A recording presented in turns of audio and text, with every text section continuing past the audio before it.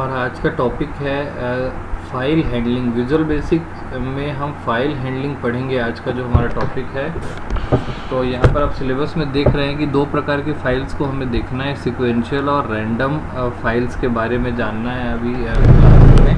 तो स्टार्ट करते हैं अपना टॉपिक।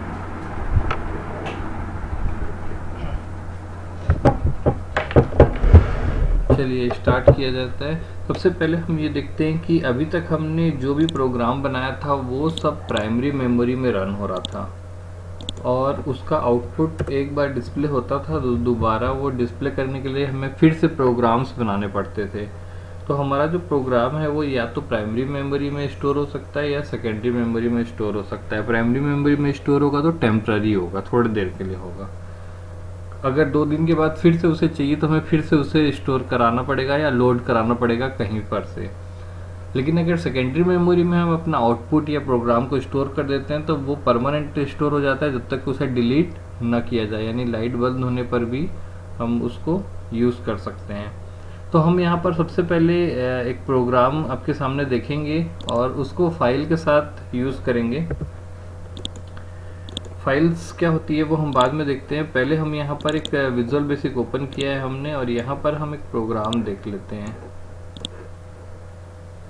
ये 2 कमांड बटन बने हुए हैं। पहला कमांड बटन जो है इसमें मैं लिख देता हूँ फाइल,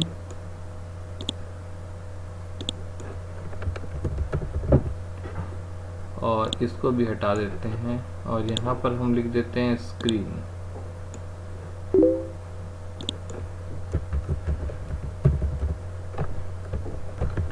तो यहाँ पर हम देख रहे थे कि अभी हमारा जो प्रोग्राम था एक हमने फाइल्स में देखना चाह रहा था। अभी तक हम जो भी प्रोग्राम बनाते थे उसका आउटपुट स्क्रीन पर आता था।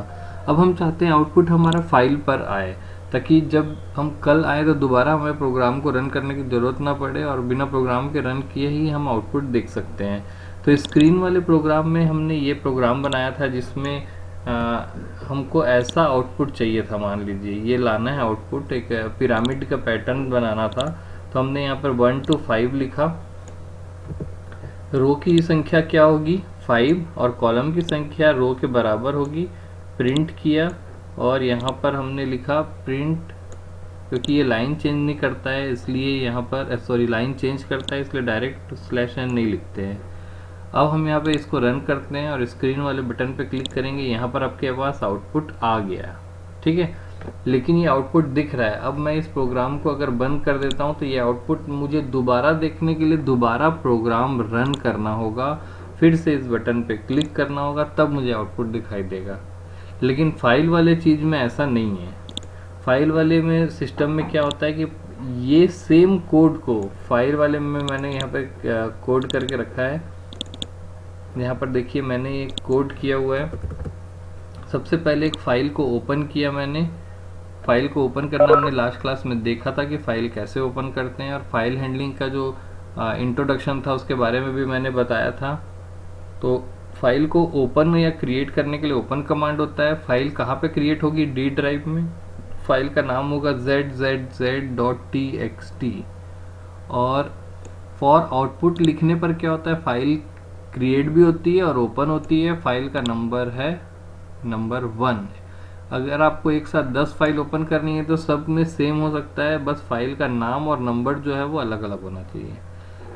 इसके बाद सेम यही वाला कोड मैंने उठा के यहाँ पे रखा है और क्लोज करने के बाद ओके लिखा है। फाइल को क्लोज किया और मैंने ओके लिखा है। तो नीचे का जो कोड है मैं यहाँ पर ले आ देता हूँ ताकि आपको वो दिखाई दे कि सेम कोड है। मैंने इसको कट किया है और यहाँ पर मैं इसको पेस्ट कर देता हूँ। तो आप देखेंगे कि ये दोनों ही कोड जो है वो सेम है। ये वाला जो कोड है वो फाइल पे आउटपुट भेज रहा है और ये स्क्रीन पे आउटपुट भेज रहा है। तो आप यहाँ पर देख रहे होंगे कि फाइल पर आउटपुट भेजने के लिए पहले हमको एक फाइल बनानी पड़ी। उसके बाद ये वाला जो कोड है ये 6 लाइन का ये जो 6 लाइन सेम वही कोड यहाँ पर भी कॉपी किया गया है। लेकिन आप देखेंगे कि यहाँ पर डायरेक्ट प्रिंट लिख दिया गया है, प्रिंट स्टार, और यहाँ पर क्या लिखा गया है, प्रिंट #1 और स्टार।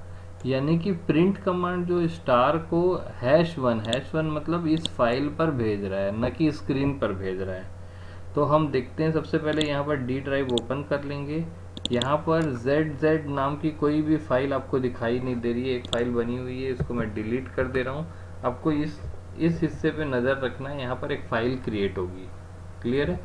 तो अब मैं यहाँ पर इस प्रोग्राम को रन करता हूँ और हम इस हिस्से पे नज़र रखेंगे। ये हमारा प्रोग्राम रन हो रहा है। जैसे ही मैं इस प्रोग्राम को रन करते समय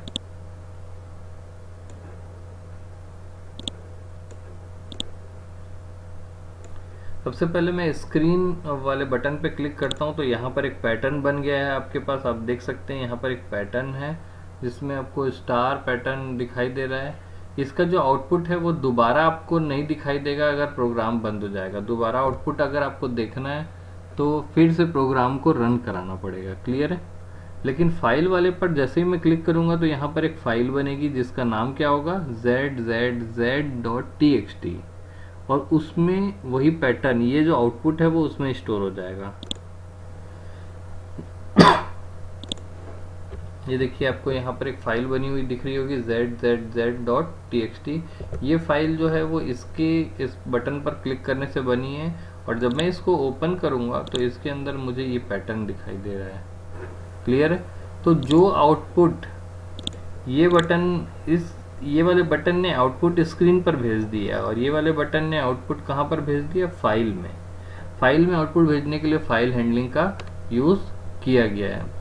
अब इन दोनों आउटपुट में क्या अंतर है? अगर मैं प्रोग्राम बंद कर दूं और ये विजुअल बेसिक को भी बंद कर दूं, तो यहाँ वाला जो आउटपुट है वो दोबारा मुझे देखने के लिए फिर से प्रोग्राम रन करना होगा, और फिर से जब तक मैं इस बटन पे क्लिक नहीं करूँगा, पूरा एग्जीक्यूशन नहीं होगा, तब तक मुझे यहाँ पर आउटपुट दिखाई नहीं देगा।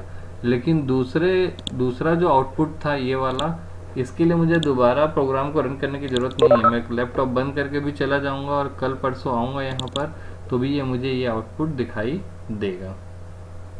क्लियर है? ये परमानेंट स्टोर हो गया है, और यहाँ पे जो आउटपुट है ये आपको दिखाई दे रहा है इस तरीके से। क्लियर है? तो अगर मैं चाहता हूँ कि यहाँ पर अब एक और छोटा सा एग्जांपल देखते हैं। मैं चाहता हूँ कि एक फाइल बने, उसमें 1000 बार PGD से जो है वो लिख दे। ठीक है? या फिर मैं चाहता हूँ कि एक फाइल यहाँ पर बने, 4 बार Z नाम हो, और हम उसको एग्जांपल से देख लेते हैं। मैं इस बटन पे डबल क्लिक करता हूँ और यहाँ पर मेरा कोड है। कोड देखते हैं क्या होता है। मैं यहाँ लिख रहा हूँ for I equal to 1 to 500। Next. अब मैं यहाँ पर लिखता हूँ प्रिंट। अगर मैं प्रिंट I लिख देता हूँ तो स्क्रीन पर 1 से लेके 500 तक गिनती लिखाएगी, लेकिन मैं नहीं चाहता कि स्क्रीन पर लिखा है, मैं चाहता हूँ कि वो एक फाइल में लिखा है। तो मैं यहाँ पर एक फाइल ओपन कर लेता हूँ। पहले फाइल का नाम मैंने रखा 4 बार Z, या 3 बार Y रख देते हैं, चलिए Y। और ये जो I जो प्रिंट करना था वो मैं #1 में प्रिंट कर रहा हूँ। यहाँ पर ध्यान से देखिए, मैंने लिखा प्रिंट #1 I, यानी I की वैल्यू 1 से लेके 500 तक जाएगी, और वो लूप चलेगा। ये जो लूप है ये 500 बार चलेगा, और इस फाइल में 500 तक की गिनती लिखाते जाएगी, और लिखने के बाद फाइल को क्लोज कर दिया जाएगा। क्लोज करना ज़रूरी है, नहीं तो फाइल का जो डेटा है वो कभी कभी सेव नहीं होता है। और उसके बाद मैसेज आएगा डन। क्लियर है? सिंपल सा कोड है ये।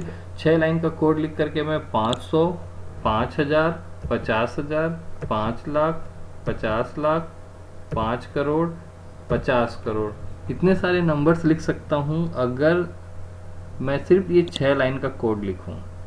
तो फिलहाल अभी हम उतना नहीं लिख रहे हैं, केवल 500 तक के नंबर लिखेंगे।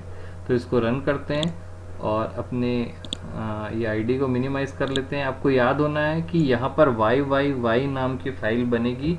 आपको यहाँ पर फोकस करना है। जैसे ही कमांड 4 पर क्लिक किया जाएगा तो यहाँ एक फाइल बनेगी, उसमें 1 से लेकर के 500 तक नंबर लिखे होंगे। तो हम लोग चालू करते हैं। जैसे ही हम इसमें क्लिक करेंगे यहाँ पर यहाँ पर आपका इनपुट मोड में ओपन हो गया है। इसको हमें आउटपुट मोड याद रखना है। आपको एक चीज़ और देखने के लिए मिल गई है कि फाइल अगर आउटपुट मोड में ओपन होती है तो फाइल क्रिएट होगी देन ओपन होगी, और फाइल अगर इनपुट मोड में ओपन हो रही है तो बनी बनाई फाइल ओपन होगी, यानी कि रीडिंग होगा।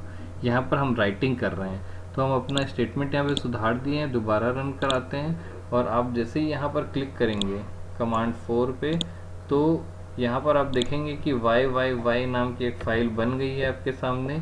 और आपको पता है कि जैसे ही इसको खोला जाएगा तो इसमें 1 से लेके 500 तक गिनती लिखी होगी। आप उसको देख सकते हैं कि इतना सारा जो गिनती है वो 1 सेकंड के अंदर उसने लिख दिया है। क्लियर है? तो अब इसको ओपन करके देखते हैं हम लोग। ये देखिए 1 से लेकर के पूरा 500 तक की गिनती लिखी गई है 1 सेकंड के अंदर। और ये जो आउटपुट है वो स्क्रीन पर नहीं है, फाइल पर है। अब मैं प्रोग्राम बंद करके, लैपटॉप बंद करके भी चले जाऊंगा तो 3 दिन के बाद अगर आऊँगा, डी ड्राइव खोलूँगा तो इसमें ये मुझे ये डिटेल्स दिखाई देगी। सेम उसी तरीके से मैं एक और एग्जांपल आपको दिखाना चाहता हूँ। मैं चाहता हूँ एक और बटन यहाँ पे बनाऊँगा। हम लोग फिबोनाची सीरीज़ के बारे में सुने हैं। फिबोनाची सीरीज़ कुछ इस तरीके से होता था जिसमें 2 नंबर दिए जाते हैं तो तीसरा नंबर जो है इनका सम होता है, यानी कि जो ये 1 और 1 है इनका सम क्या हुआ 2, फिर 1 और 2 का सम क्या होगा 3, 5, 8, इस तरीके से आगे बढ़ता है। इसको फिबोनाची सीरीज़ बोलते हैं। अभी तक हमने जो फिबोनाची सीरीज़ यूज़ किया था उसमें हम स्क्रीन पर आउटपुट देखते थे। अब हम आउटपुट कहाँ देखेंगे? यहाँ पर फाइल पर देखेंगे। तो सेम हम इस स्टेटमेंट को कॉपी कर लेते हैं। पहले एक फाइल बनाएंगे हम, उसका नाम होगा 4 बार y लिख देते हैं और फिबोनाची सीरीज़ का कोड हम लिखते हैं। फिबोनाची सीरीज़ का कोड आपको पता है कि a = 1, b = 1, उसके बाद रहता था प्रिंट #1। यहाँ पर बस मैं #1 ऐड कर दे रहा हूँ, नहीं तो प्रिंट a लिखा रहता था सीधा। फिर लिखा रहता था प्रिंट #1 b, यानी a और b को हमने प्रिंट करा दिया है। अब मैं लूप चला रहा हूँ फॉर i = 1 to 5। नेक्स्ट यहाँ पर लूप में होता था c = a + b और प्रिंट #1 c। इतना करने के बाद a = b और b = c। ये आपका फिबोनाची सीरीज का कोड है। इसमें कोई ज़्यादा चेंजेस नहीं किया गया है। सिर्फ प्रिंट वाला जो स्टेटमेंट है, यहाँ होता था प्रिंट a, प्रिंट b और प्रिंट c होता था। वहाँ पर प्रिंट #1 जो आउटपुट है उसको रीडायरेक्ट कर दिया गया है। स्क्रीन पर न जा करके अब फाइल नंबर 1 पे जा रहा है, और फाइल नंबर 1 का मतलब है 4 बार y। इतना होने के बाद फाइल क्लोज होगी। क्लोज करने के लिए फाइल नंबर के साथ क्लोज कमांड देंगे और मैसेज बॉक्स देंगे डन। क्लियर है? तो ये बटन नंबर 5 पर अगर मैं क्लिक करूंगा तो फिबोनाची सीरीज जनरेट होगी। यहाँ पर एक फाइल आपको यहाँ पर फोकस करना है। जैसे 5 कमांड पे क्लिक किया जाएगा तो यहाँ पर एक फाइल जनरेट होगी जिसका नाम होगा 4 बार y और उसमें फिबोनाची सीरीज जनरेट होगी। क्लिक करते हैं, यहाँ पर डन लिखा, यहाँ पर एक फाइल क्रिएट हो गई है। प्रोग्राम को हम बंद कर देते हैं। आपको पता है इस फाइल में फिबोनाची सीरीज आपको मिलने वाली है। आउटपुट स्क्रीन पर ना दिखाई दे करके कहाँ पर दिखाई देगा? अब हमें फाइल पर। आप देख रहे हैं, अब इस फाइल में ओपन करने पर आपको फिबोनाची सीरीज जनरेट करके दिखाई गई है। ये जो आउटपुट है इसमें अंतर ये है कि इसको आप लैपटॉप बंद करके चले जाएंगे और 3 दिन के बाद आएंगे, डी ड्राइव खोलेंगे। जैसे मैं इसको बंद कर देता हूँ और मैं फिर से डी ड्राइव खोलता हूँ यहाँ पे, और डी ड्राइव खोलने के बाद F ड्राइव है ये। डी ड्राइव खोलने के बाद मुझे ये तीनों फाइल्स यहाँ दिख रही हैं और वो आउटपुट यहाँ पर जो है आपका परमानेंट दिख रहा है। 4 बार y में फिबोनाची सीरीज है और ये है। तो इस आउटपुट और स्क्रीन पर दिखाए गए आउटपुट में जो अंतर है वो ये है कि ये परमानेंट है, जब तक इसको डिलीट नहीं किया जाएगा तब तक ये आउटपुट बना का बना रहेगा। और दूसरी बात ये है कि दोबारा हमको प्रोग्राम रन करने की ज़रूरत नहीं है। अब आप लोग सोच रहे होंगे कि कौन सी बड़ी बात है कि मैं दोबारा प्रोग्राम को यहाँ पर रन कर देता हूँ और आउटपुट देख लेता हूँ, इसमें कौन सी बड़ी बात है, इसके लिए फ़ाइल बनाने की क्या ज़रूरत है। तो इसका आंसर ये है कि अभी हमने जो फ़ाइल बनाई है ये काफ़ी छोटी साइज़ की फ़ाइल है। जैसे मैं इस फाइल की साइज़ अगर देखता हूँ तो इसमें इसकी जो साइज़ है आपको देखने मिलेगी, ये 25 बाइट की फ़ाइल है, यानी बहुत छोटी फ़ाइल है। इसकी प्रोसेसिंग करने में कंप्यूटर को मिली सेकेंड्स में समय लगा होगा, लेकिन कुछ कुछ फाइल्स ऐसी होती हैं जिनको एग्जीक्यूट करने में घंटों घंटों का समय लगता है। तो उस आउटपुट को अगर हमको दोबारा देखना होगा तो उस आउटपुट को देखने के लिए फिर से 1 घंटा एग्जीक्यूट कराएंगे, फिर हमें वो आउटपुट मिलेगा। ऐसे कई सारे वीडियो मिक्सिंग के जो सॉफ्टवेयर्स हैं आपके, जो ये अभी जो ये लेक्चर रिकॉर्ड हो रहा है, इस लेक्चर की प्रोसेसिंग करने में 1-1 घंटा 1.5 घंटा लग जाता है और उस काम को बार बार करना पॉसिबल नहीं है। एक बार अगर वो कर दे, परमानेंट हो जाए तो ज़्यादा अच्छा है। तो इस तरीके से फाइल जो है आपके काफ़ी यूज़फुल है। तो ये था फाइल में हमने आज देखा कि फाइल यहाँ पर रीड और राइट करना।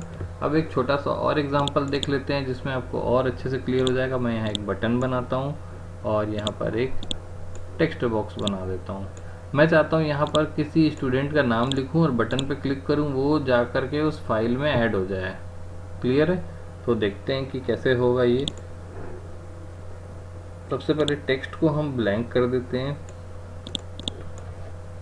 और कमांड 6 में फिर से सेम वही कोड लिखेंगे हम। इस फाइल को ओपन किए।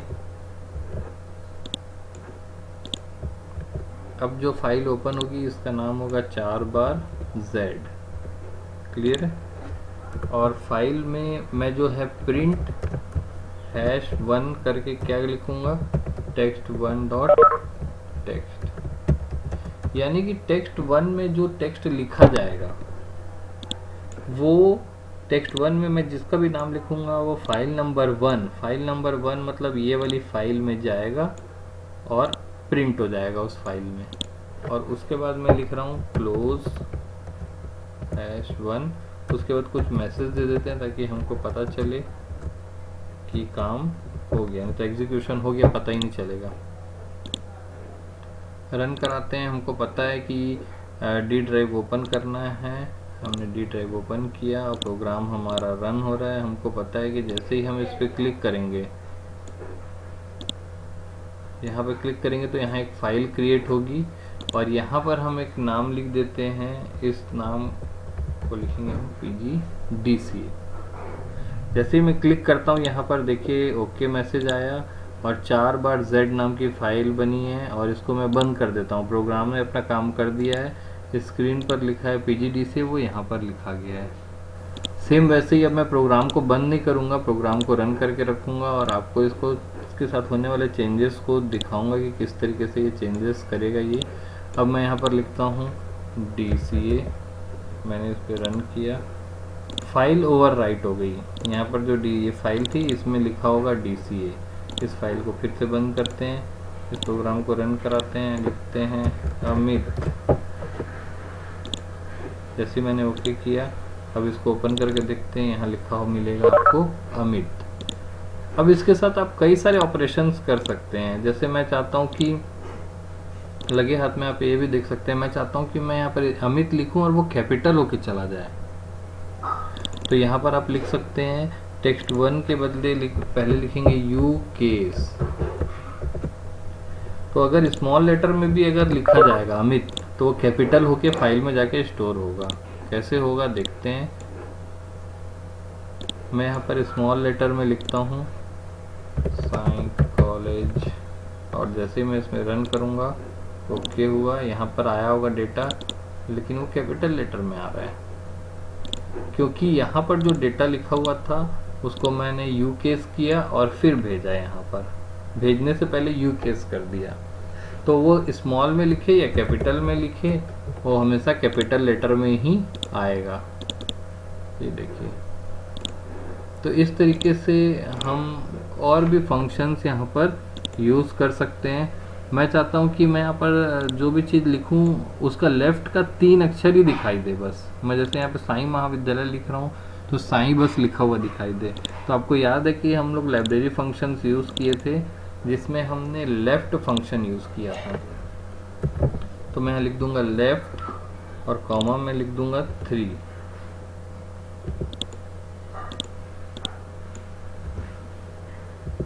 तो लेफ़्ट से ये हमें 3 कैरेक्टर्स काट के डिस्प्ले करेगा। मैं यहाँ लिखता हूँ साईं कॉलेज, और जैसे ही मैं इसको रन करूँगा तो आउटपुट में क्या आएगा, सिर्फ साईं आएगा। मैं यहाँ लिखता हूँ अमित कुमार, क्या आएगा आउटपुट में, AMI, सिर्फ 3 ही अक्षर आएगा। भले आप यहाँ पे कुछ भी लिखिए। मैंने किया ओके, आया आउटपुट में क्या आया, AMI। तो इस तरीके से आप अपना जो भी नाम लिखेंगे तो ये प्रोग्राम जो है, जैसे आप लिखते हैं मिस्टर अमन, तो ये आप मिस्टर हो कि मिस हो मिसेस हो वो आपको बता देगा। सिर्फ मिस्टर मिसेस ही ये स्टोर करेगा, शुरू का जो 3 अक्षर है वो कट कर लेगा। तो आपने यहाँ पर देखा कि फाइल्स, अभी जो हमने आउटपुट देखा है ये आउटपुट कहाँ पे स्टोर हो रहे हैं, फाइल्स में। और ये परमानेंट स्टोरेज, जब तक हम इसको डिलीट नहीं करेंगे ये हमारे पास रहेगा।